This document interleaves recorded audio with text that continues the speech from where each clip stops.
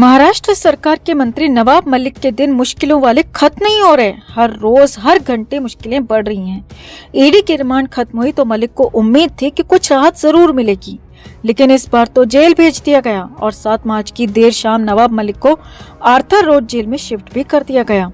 अब पहले ही दिन जेल में नवाब मलिक की हालत बिगड़ गई, खराब हो गई। जी हाँ, पहले ही रात काटनी मुश्किल हो गई। हालात जेल में नर्क जैसे ही होते हैं और ऐसा ही कुछ नवाब मलिक के लिए भी हुआ। आसपास खूंखार कैदियों का साथ, लाइन में लगकर खाना, फर्श पर सोना और भी बहुत कुछ, और पूरी पहली रात बेचैनी और बेबसी में ही कटी। तो कैसी रही नवाब मलिक की जेल में पहली रात और कैसे कट रहे हैं दिन, और अब अगले 14 दिन कैसे बीतेंगे, वो सब कुछ आपको बताते हैं। आप भी वीडियो को लाइक और शेयर कर अपना प्यार और सपोर्ट दिखाएं और कमेंट करके अपनी राय जरूर दें। चैनल को सब्सक्राइब कर चैनल के साथ जुड़कर हमारी आवाज बने। तो नवाब मलिक को फाइनली जेल भी भेज दिया गया है। आर्थर रोड जेल में नवाब मलिक को शिफ्ट किया गया। हालांकि मुंबई की इस जेल में विचाराधीन कैदी और सजा याफ्ता कैदियों के लिए अलग अलग बैरक हैं, इसीलिए मलिक को विचाराधीन वाली बैरक में रखा गया है। नवाब मलिक को अभी अपने सामान यानी कि घर के कपड़े पहनने की छूट दी गई है। साथ ही उन्हें अभी परमानेंट कैदी नंबर भी अलॉट नहीं किया गया है और दवा के लिए भी उन्हें छूट दी गई है। यानी कि अगर कुछ राहत कह सकते हैं तो सिर्फ इतनी भर कहेंगी। बाकी आफतों का तो अंबार है जो आपको हम सिलसिलेवार तरीके से बताने जा रहे हैं। 7 मार्च की देर शाम करीब 5 बजे नवाब मलिक को आर्थर रोड जेल में शिफ्ट किया गया। सबसे पहले नवाब मलिक का मेडिकल चेकअप किया गया ताकि सब कुछ ठीक ठाक हो, और चेकअप के बाद उन्हें जेल के अंदर लिया गया। अब नवाब मलिक को विचाराधीन कैदी वाली बैरक दी गई, लेकिन आसपास की बैरक में सजा याफ्ता कैदी भी हैं, जिसमें कई खूंखार कैदी शामिल हैं। यानी कि आसपास खूंखार कैदियों का पूरा साथ है, उनकी आवाजें आसपास मौजूद हैं। नवाब मलिक को जेल के मैनुअल के ही मुताबिक एक कंबल, तकिया और कुछ बर्तन दिए गए हैं। नवाब मलिक के साथ पूरी तरह से सामान्य कैदी की तरह ही बिहेव किया जा रहा है। कोई भी वीवीआईपी ट्रीटमेंट उन्हें जेल के अंदर नहीं दिया जा रहा है।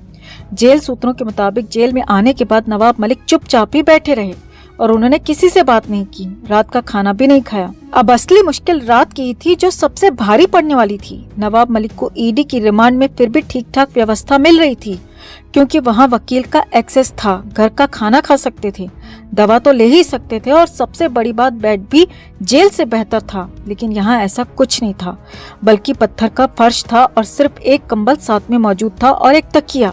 यानी कि हालात पूरी तरह से खराब थे। अब जेल सूत्रों के मुताबिक नवाब मलिक की रात काटे नहीं कट रही थी, उन्हें चैन नहीं आ रहा था। वो लगातार बेचैनी में इधर से उधर घूम रहे थे, क्योंकि नवाब मलिक को अंदाजा भी नहीं होगा कि उसी मुंबई के आर्थर रोड जेल में उन्हें जाना पड़ेगा जिस मुंबई में उनका सिक्का चलता है, राज चलता है। लेकिन सच तो यही है और नवाब मलिक जेल के अंदर ही हैं। आगे देखिए।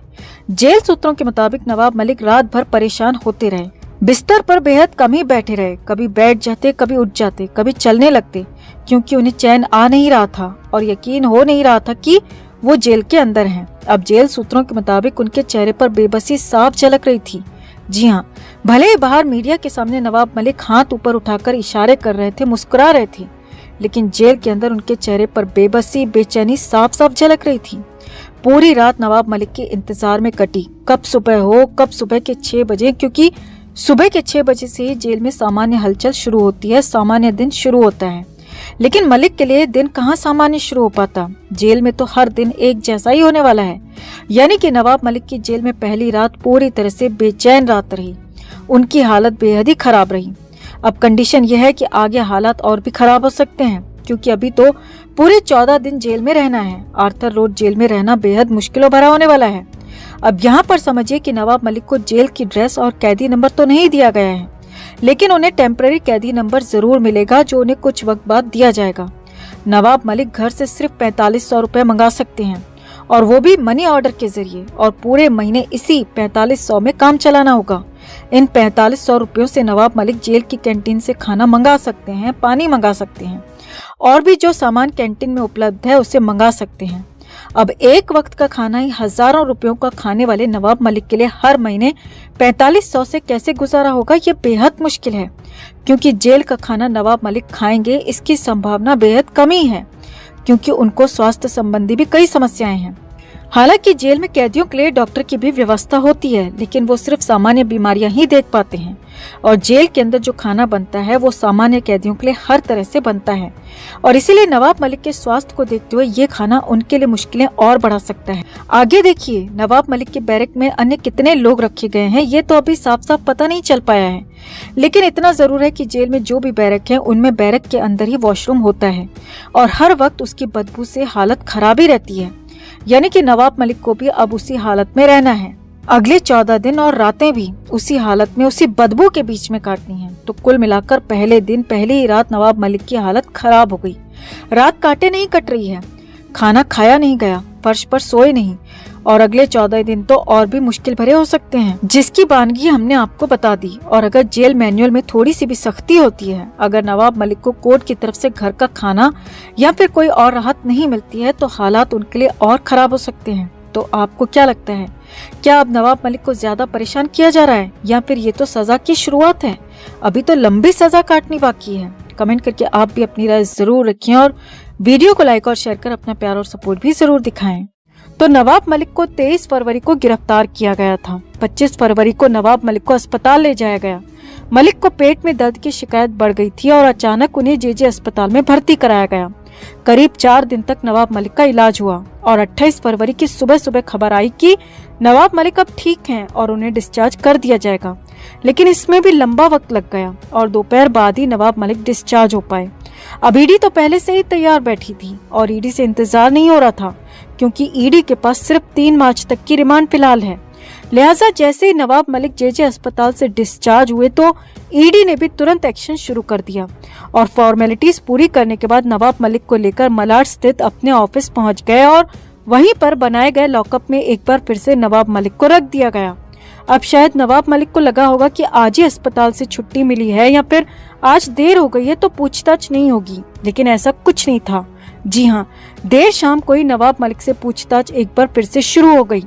हालांकि कोर्ट की तरफ से परमिशन मिली है कि पूछताछ के दौरान नवाब मलिक के वकील भी उनके साथ रह सकते हैं, इसीलिए सारी फॉर्मेलिटीज पूरी करने के बाद सोमवार की शाम को ही पूछताछ शुरू हो गई।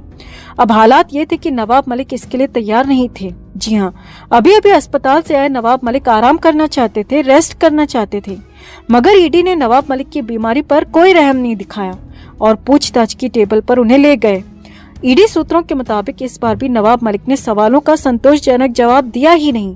पहले भी ईडी ने आरोप लगाया था कि नवाब मलिक पूछताछ में कोऑपरेट नहीं कर रहे हैं, सवालों के जवाब नहीं दे रहे हैं और ये बात ईडी ने कोर्ट को भी बताई थी और यही सब कुछ अभी भी चल रहा था। यानी कि इस बार भी नवाब मलिक ने ईडी के सवालों के जवाब दिए ही नहीं। हालात ये थे कि समय बीतता गया, शाम से देर शाम और फिर रात भी हो गई, लेकिन न तो ईडी पीछे हटी और न ही नवाब मलिक। ईडी के सवाल जवाबों का सिलसिला चलता रहा और नवाब मलिक भी अपने ही अंदाज में सवालों को टालते रहे।